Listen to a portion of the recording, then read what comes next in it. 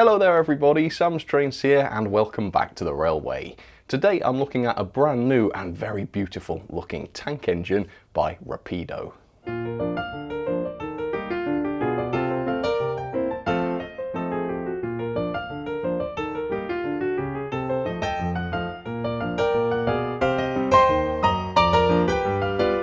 Today's loco piqued my interest from the moment I saw it, and I've been really looking forward to this thing coming out.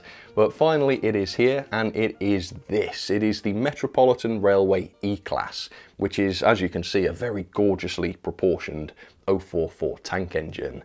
And it was locomotives like this that hauled trains on the London Underground long before the engines that we see today were a thing. But this is a brand new model, it's only just been released, and there has never been a Metropolitan E-Class produced ready to run in 00 scale before, so this is a very interesting first.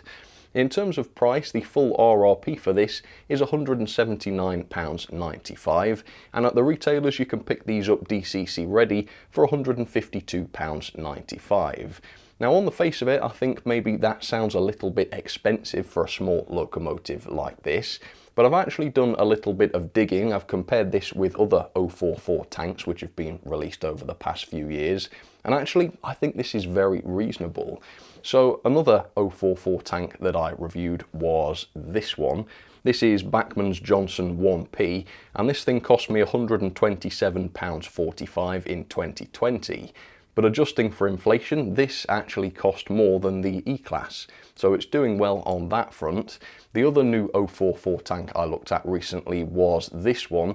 This is TMC's G5 or Class O, which was made by Bachmann, and that thing cost me £190. So this is massively cheaper than that. So yeah, I think compared with what else is available, this is doing pretty well on price.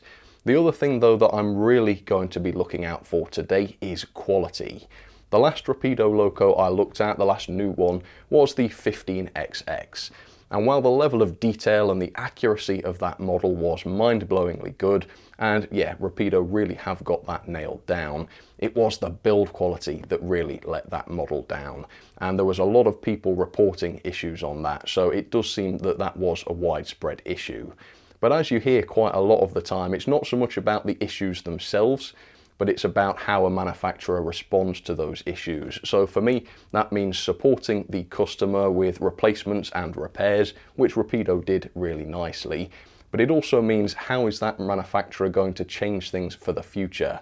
Are they going to change the way models are assembled so that the quality is better? Are they going to bring about improvements to quality control?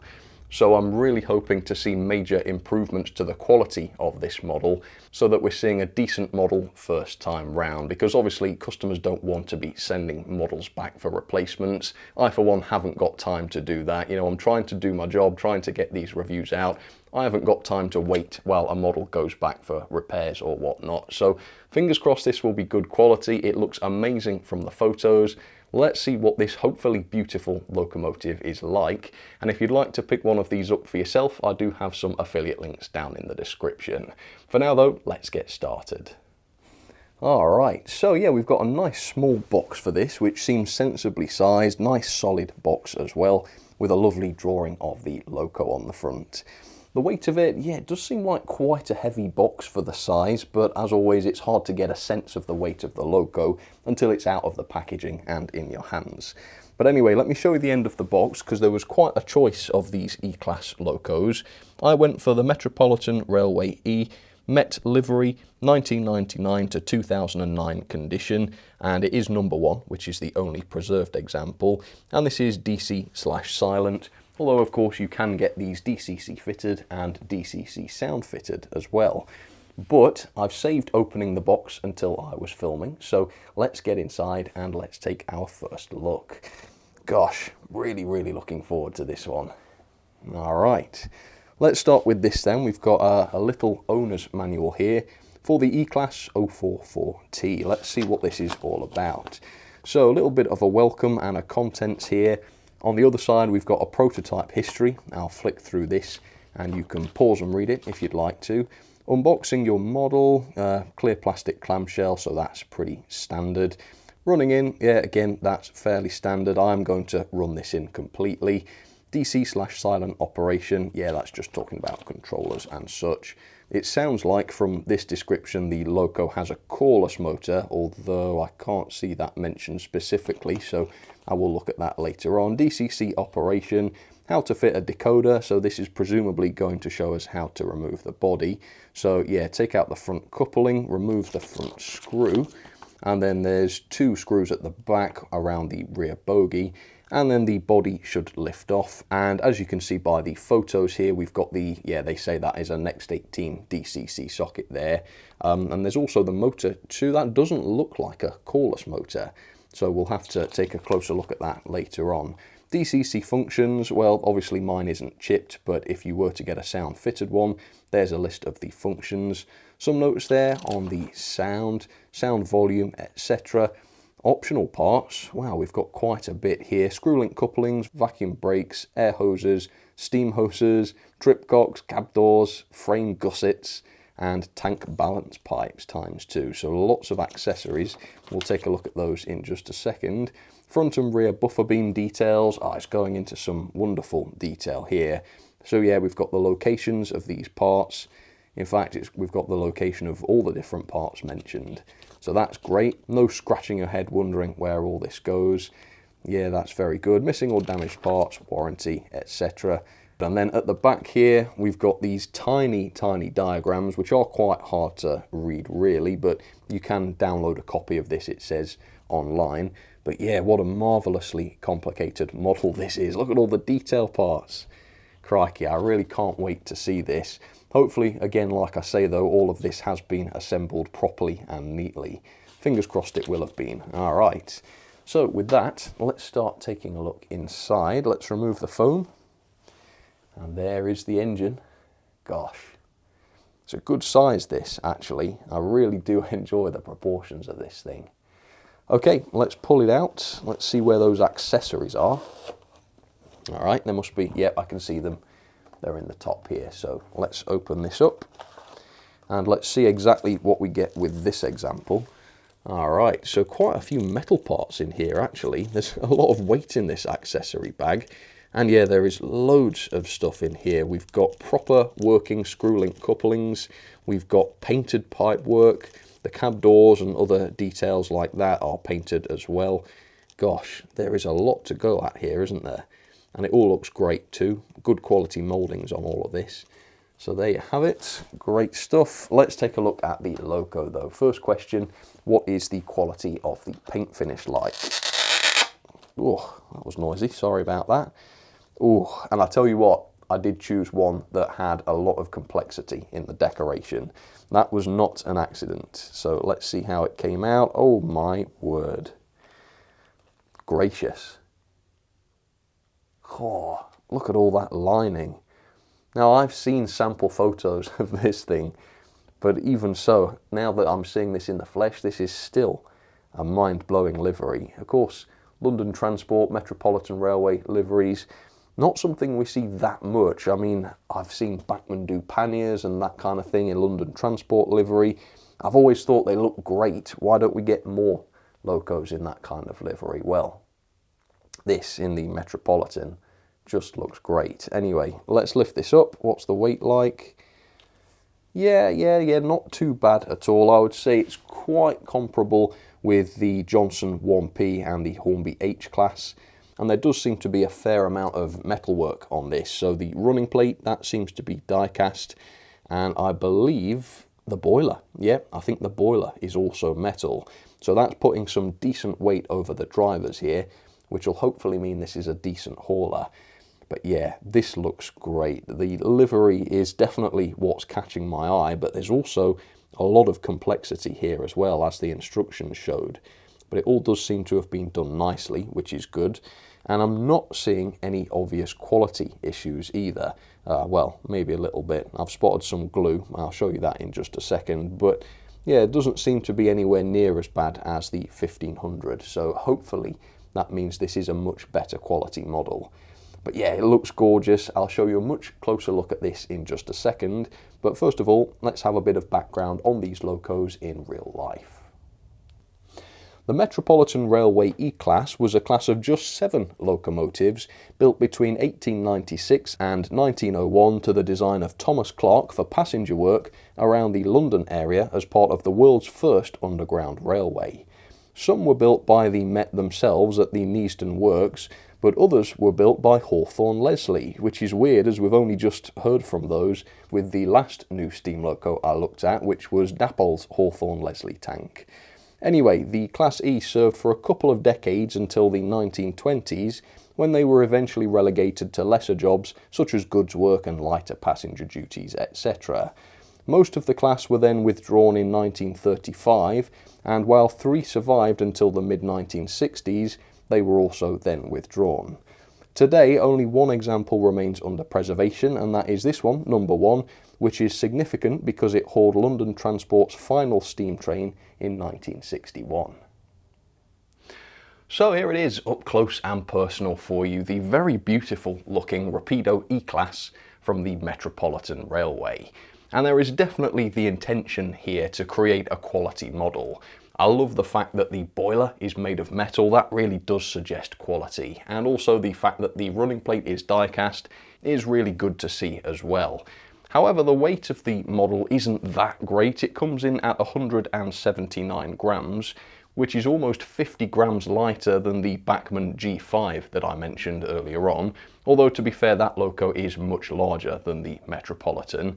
The Johnson 1P though, which is exactly the same size as the Class E, is still heavier by about 15 grams. So while the weight of this model isn't atrocious or anything, it is lighter than other 044 tanks that have been released over the last few years. The biggest question though is build quality. Have Rapido managed to make improvements in this area? And unfortunately, I would say not really.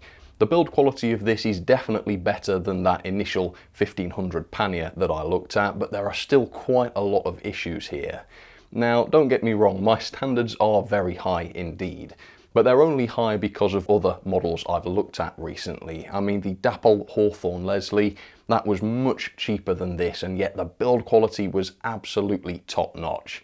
Also, the new Accurascale Class 66, while of course not comparable with the E-Class in any way, that was still a massively complex model which is in the same price bracket, and yet the build quality again on that was absolutely top notch.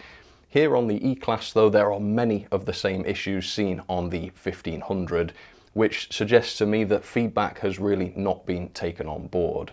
So we've got a good number of wonky parts here. The major one is the chimney here, which is badly on the wonk, and this was exactly the same on that 1500.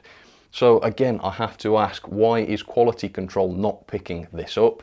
Why, after the feedback given on the pannier tank, are issues like this still not being picked up? And it's not just the chimney either. The smoke box dart has not been glued on straightly, so that looks a little bit sad.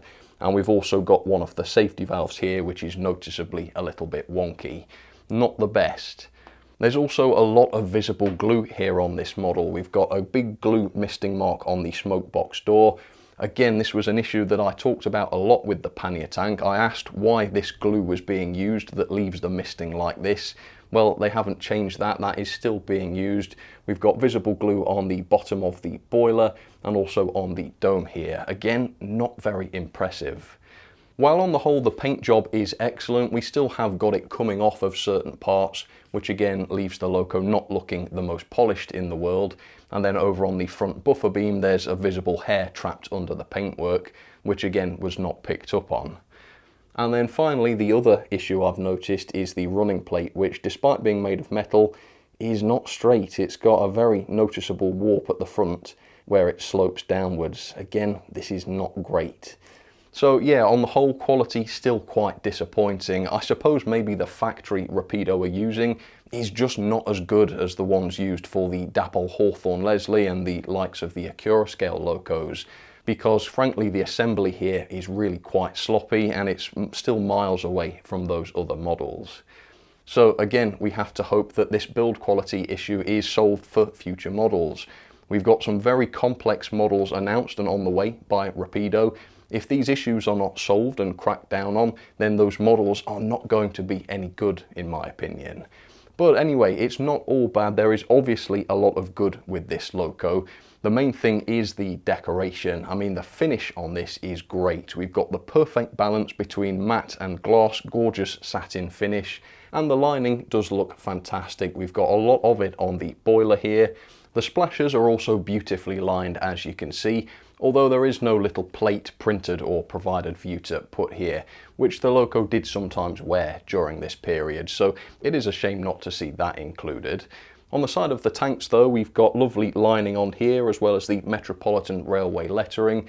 The crest though, yeah, really doesn't look the best. If you look up photos of the real thing and then look at this, obviously it's a complex crest to get right, but we have seen the likes of Bachmann do a fantastic job with things like this.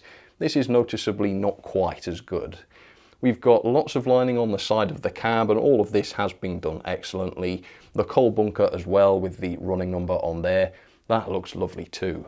Lining across the running plate, we've got lining on the steps. The wheels are also beautifully presented. We've got the bogie wheels here. The axles, or the centres of the axles, not looking brilliant here, although the drivers are a little bit better. You can see we've got the lathe mark here in the centre, which has been modelled, and that makes those look a bit more finished. The buffer beams are lined as well. Yes, a really complex livery, done to an incredibly high standard. Let's take a look at the level of detail then, because while the build quality is not the best, there is an awful lot to see here in terms of detail. So a very complex chassis with lots of different colours used. We've got the sandboxes pre-fitted. The buffers are made of metal and they've been blackened, and of course they are sprung. Look at that, that's great to see. We've got lamp brackets pre-fitted above the buffer beam, and also there's one on top of the smoke box door. The handrails are made of wire, and we've also got some pipe work attached to various components as well, which is all separately fitted. There's quite a bit of detail up on top of the tanks as well, including these brackets for the fireman's tools, which are very fine indeed, and also separately fitted. Underneath the boiler we have detail as well, which has been separately fitted and painted. Great to see detail like this included on the model. And then of course we've got the dome here, which, yeah, I think we've seen a better paint finish than this from the likes of Dapol. I have seen photos of the Metropolitan #1 where the brasswork like this isn't quite as shiny as I've seen on other locos, but equally I don't think it quite looks like this. Again, I've seen electroplated domes that look better, and I've seen Bachmann use brassy paint that looks a lot better than this, and the same is true of the safety valves, of course. Behind the safety valves we've got the whistle, which is a separately fitted plastic piece, not fitted straightly unfortunately, but the detail in the piece is certainly there. And then on the other side from the whistle we've got a mass of pipe work here, which is very complex actually. It's like a little rat's nest, isn't it? But very well moulded, and of course separately painted and separately fitted as well. And then looking at the cab, the front facing windows are nicely glazed, as you can see, and the window frames have been picked out as well. Around the back of the cab it's the same thing, except we've got separately fitted bars across the windows. An absolutely astonishing level of detail there.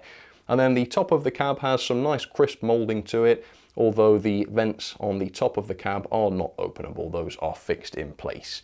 The cab interior I think is possibly the most impressive area of the model. There is an awful lot going on inside here. We've got lots of different pipe work which is separately fitted and painted. We've got the cream painting on the upper walls. We've got the gauges which have been picked out very beautifully. Lots of different separately fitted components which have been painted into all sorts of different colours. It looks as though this model is going to have the firebox glow effect, so fingers crossed it does, and I'll demonstrate that in a little while. But even if it didn't have that, the level of detail in the cab here is absolutely amazing. And of course we've got the separately fitted handrails around the cab as well, which have been fitted nicely. Around the back we've got a nice full coal bunker, and the coal load slopes down towards the hatch, so that looks very nice and realistic. And then around the back of the coal bunker we've got separately fitted lamp brackets, not just moulded, which looks great. And then we've got another similarly detailed buffer beam at the back with more sprung buffers. And of course if you wanted to detail up the buffer beams, you could do that if you wanted. And then the NEM couplings are all pre-fitted from the factory, so we've got a kind of fixed one on the rear bogie here, and then we've got a gently pivotable coupling on the front. so that you can couple up to coaches and run this in reverse if that's what you want to do. So there you have it, that is a close look at the new Rapido Metropolitan E Class. Yeah, the level of detail is amazing. I think on the whole the paintwork is also great, although we have seen slightly better with some of the more intricate details. But once again, the quality has let this model down. Yes, it's better than on the pannier tank, but it's still not matching other manufacturers in terms of the precision of the build. So still something that Rapido really needs to work on if they're going to charge prices like this. But hopefully these issues will stop with the cosmetics, and fingers crossed the actual mechanism and performance of this model are absolutely fine. So that's what we need to move on to next. Let's get this onto the track, let's see how it runs, and let's also take a look at this mechanism. So there she is, the Metropolitan E Class down onto the track, looking gorgeous actually. This kind of loco is definitely my cup of tea. I love the livery, I love the wheel configuration. Yeah, it's just a bit of me, this is. Anyway, I've already filmed the initial performance test and running in, and I'll show you how all that went in just a second. Up next, I did a disassembly to take a look at the mechanism, and I'm going to present that for you now. So the 044 wheel configuration is quite a difficult one to get right and to get balanced. And Rapido have done an okay job with this, I would say. I mean, the rear bogie has a good range of movement to it, and it's also sprung, which is good. However, the loco is not brilliantly balanced. The centre of gravity is actually well behind the driving wheels, which means that the bogie is supporting quite a lot of the loco's weight. And because the loco is lighter than quite a few recent 044s, the pulling power really isn't great as a result. And I can demonstrate this by putting the loco near an edge like this, and it's a scary thing to do, but if I push the bogie over that edge, you can see that the loco wants to fall back, i.e. the bogie is supporting quite a bit of the loco's weight. Now if I take the new Bachmann G5 and do the same thing, you can see that once the bogie goes over the edge here, it does not fall back. It is the drivers that are supporting the weight of the engine. So this, combined with the relatively light weight of the E-Class, means that the pulling power is quite a lot less. Anyway, the bogie wheels do have wiper pickups on them, which is great to see, and these do seem to be reliable pickups as well, which is good. And the loco driving wheels also have wiper pickups on them as well, which means we've got all-wheel pickup. That is really great to see. And it's also good to see a more traditional pickup solution in a Rapido loco. They've done a lot of split chassis designs and such in the past, and there were problems with that. Not so much with my examples, mine actually ran okay in terms of pickups, but there were reports of issues with others. So good to see a simpler and more effective pickup solution on this loco. In terms of removing the base keeper plate, this is quite easily done. The rearmost screw actually allows you to take the bottom of the firebox off, which is interesting. Then there's two more screws, and then plus you have to take out the front coupling and remove a screw underneath that. This allows you to remove the base keeper plate entirely, which gives you access to the pickups so that you can clean them. Again, this is much harder to do with a split chassis style loco, so this loco already is much more serviceable than those. It's also got proper bearings on the driving axles. That's really good to see. And also both of the driving axles are geared, which is a bit unnecessary, especially because this loco has conventional coupling rods. Yeah, this seems like a bit of an unnecessary complication, really. And we've also got one random brass gear in the middle here, which I guess would make sense if this was the gear that was coupled to the motor. But it's not. It's just another gear in the gear train which passes power to the front axle. So yeah, answers on a postcard if you think you know why they've done that. That's a weird one. But yeah, it might have both of the axles geared, but it works perfectly well. So in terms of performance, I've got no complaints on that. So removing the body, I've not put the frontmost screw back in. I took that out to remove the base keeper. That is also a body screw. And then there's two more screws under the bogie, which also need to come out. And with those three screws out, you can remove the chassis from the body. And the chassis is a good quality die-cast chassis, quite nicely designed really. You can see we've got the next 18-pin DCC socket here, which is easy to access. And then we've got what I think is a 5-pole motor. This certainly doesn't look like a coreless motor, but it's quite a hefty one, I suppose, for the size of the loco. But if I remove this gear cover here, you can see unfortunately there is no flywheel in this loco. Now it's a reasonably priced loco, so I'm not absolutely fuming about this or anything, but it is a pity to see this feature missing, given that I have been looking at some smaller locos that still have lighting and sound and everything, that do also have a flywheel. Pity they couldn't have found a way to include one here. Anyway, behind the opening for the firebox, we've got two LEDs on the rear of the main circuit board here. One's red, the other one I assume is probably orange, and these are what make the firebox flicker effect, of course.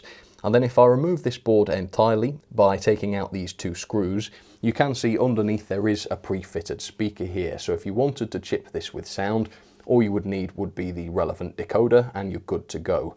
Really nice to see a speaker fitted for this price, which I like. And then the back-to-back gauging is a little bit on the tight side. It comes in at 14.5 to 14.6 millimeters, which is 0.1 to 0.2 millimeters over the standard. Nothing too serious, but noticeably tighter than most locos. But yeah, the quality of the mechanism overall is really good. This does seem to have been built and assembled nicely as well, and that does shine through in the actual performance of the loco, so that is a massive thumbs up. So with that then, let me jump back in time and let me show you how this loco ran. Alright, moment of truth. A beautiful looking loco, but does it run well? Well, let's find out. Forwards direction, is it alive? Here goes, little juice.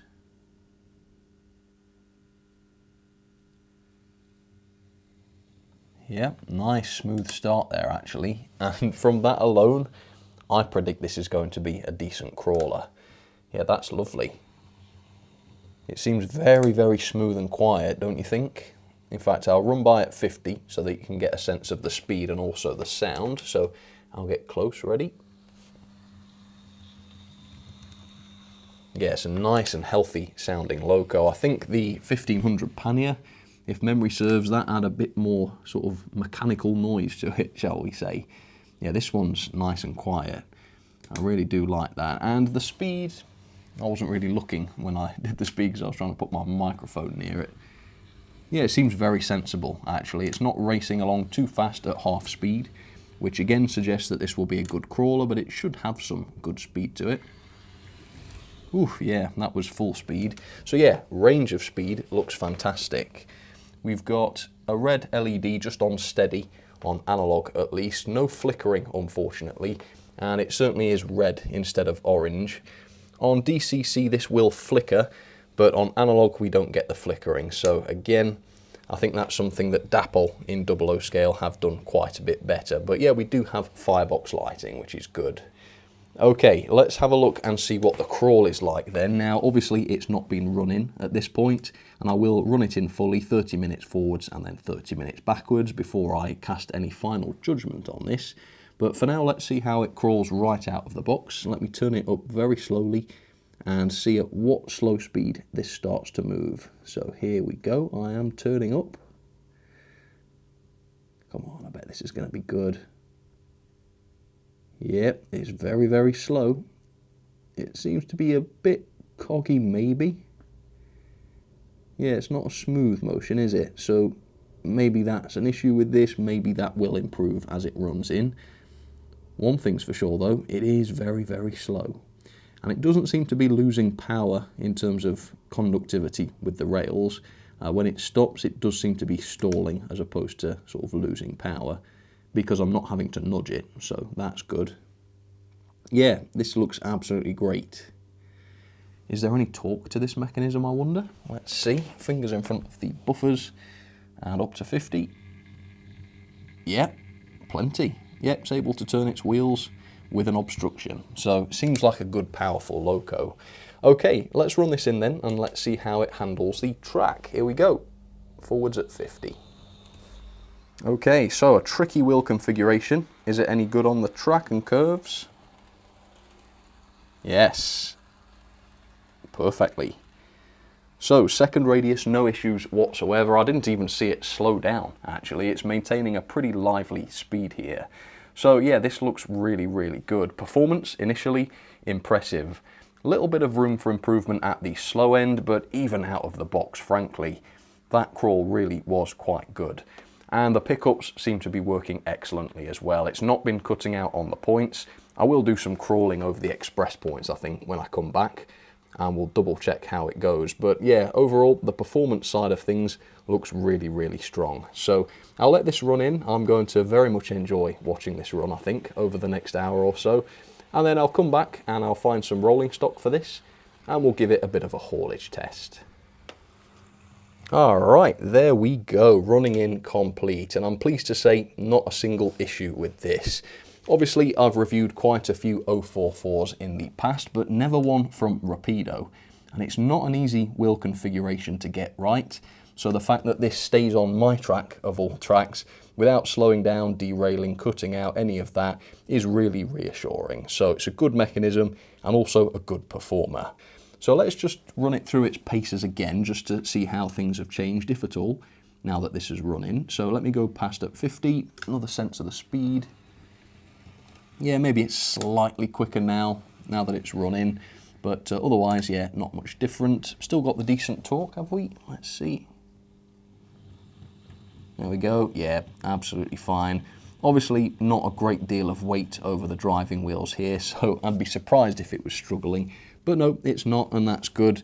The tractive effort comes in at 0.2 newtons, which, yeah, is a little bit on the low side, but that should still allow this to haul about 15 coaches on straight and level tracks. So really, for a loco of this size and age, that's not too bad, really, although a bit more weight on the drivers would have been nice. Okay, so the crawl was pretty slow before, but not that smooth, so let me back this up. Set it into forwards direction, and let's see if it's any better now. Here we go.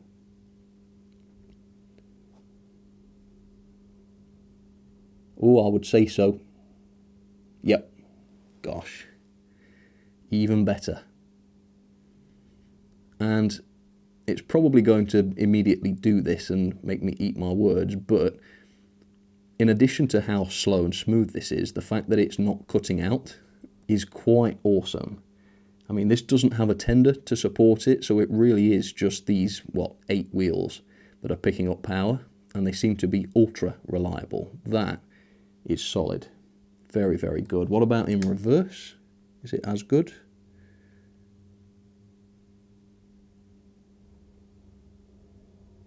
Well, it's as slow for sure. It's perhaps not quite as smooth, but again, who's going to complain about this? Well, not me. And a smooth acceleration? Oh, sure, yes. Let's do that forwards, actually. Let's see if I can start it slowly and then smoothly accelerate. I do love doing that. Here we go. Yeah, it's beautiful. I mean, I've been quite critical, and rightly so, on the loco's build quality. So, on the other hand, I'm going to be very, very positive about the performance of this. It's wonderful. Absolutely wonderful. It's a joy to run. And yeah, I think the design of this on the whole is a lot better than what we've seen from Rapido in the past. Bit of a fussy old design, I think, on that pannier tank. This is much more conventional, and would you know it, it runs better, it's more reliable, and a lot more serviceable as well. That's exactly what you want, I think. Okay, so interesting to choose some coaches to run with this. I've gone with these, the SECR coaches, which are not strictly correct, but they look kind of about right for the era, and of course they roughly match in colour as well. So let's go and test the couplings. Let's back up and see how that goes. Here we go. Alright, so this is yet another loco that I've reviewed recently that gives you so much control when it comes to coupling and shunting and that kind of thing. And look at this. Well, that's interesting. I think the two hooks have met each other there. That was weird. But has it worked? Oh, not quite. Well, that was embarrassing, wasn't it? Let's try again. Just make sure these hooks are straight. Okay.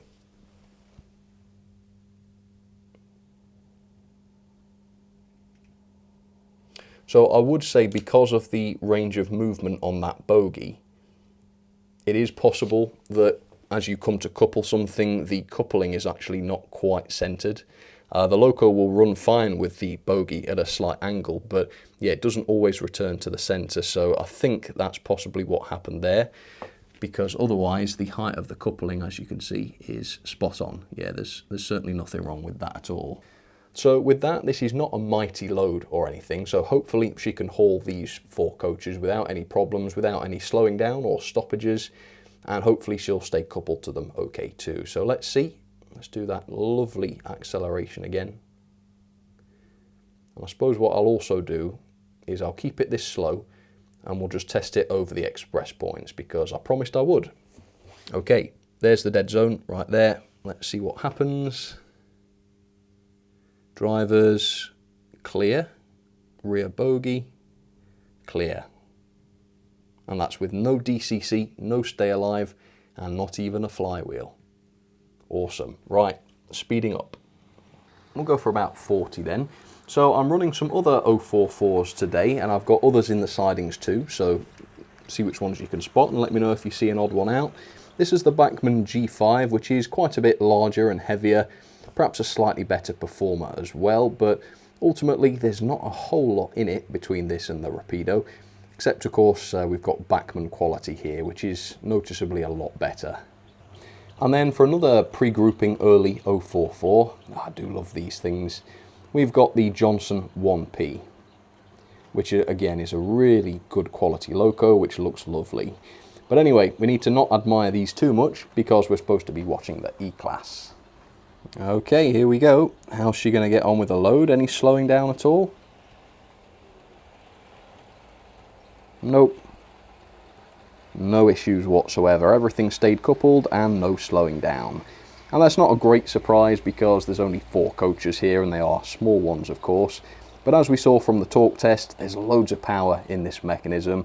So if the loco's heavy enough to haul a certain load, it's certainly going to have the torque in the mechanism to haul it without slowing down. That's what I would say. So performance, an absolute thumbs up. Nothing that I would change about this. It's just a gorgeous performer. So yeah, the only thing letting this down is the quality then. The real Achilles heel of this loco. And you know, quality issues do crop up from time to time. It does just happen. That is true. But I think what makes this quite disappointing is that most of the issues I identified on this loco were almost exactly the same on the last new Rapido loco I looked at, which was the 15XX pannier tank. And a lot of people gave feedback to Rapido on this. Rapido were aware of these issues and they started off making the right noises. They sorted people out, they made repairs, they apologized, they sent out replacements. I think there was an expectation for them to have taken that feedback on board, passed it on to the factory, and then look out for these issues in quality control for future models. The fact that most of these issues are still here on Rapido's newest release unfortunately reflects quite badly on Rapido. Why haven't these issues been addressed? Why are we still seeing wonky chimneys? Why are we still seeing visible glue misting up around the locos? Why are there so many wonky details on this? And this is particularly frustrating given the quality of the models that I have been reviewing recently. I mean, I've not been seeing wonky parts, I've not been seeing glue on the last few releases, and then this comes along and it's noticeably much poorer. So I don't want Rapido to end up with a reputation for poor quality, because I've met them, I've talked to them, they're conscientious people, they want to do the best they possibly can, they're announcing fantastic prototypes, when they come out they are fantastically detailed. It would be a real shame to see all of this spoil down to poor quality, but that is what's happening. So please, Rapido, do something about this. Now obviously I can only speak for the model that I've got here. It may be that I've just been unlucky and that every other model in this batch, or at least most of them, are absolutely perfect. That is certainly possible. However, what I would say is this: on a batch of models that are put together well and they've got good quality control and there is an issue, you'd expect to see maybe one wonky part, perhaps one little bit of glue, maybe one small hiccup in the decoration.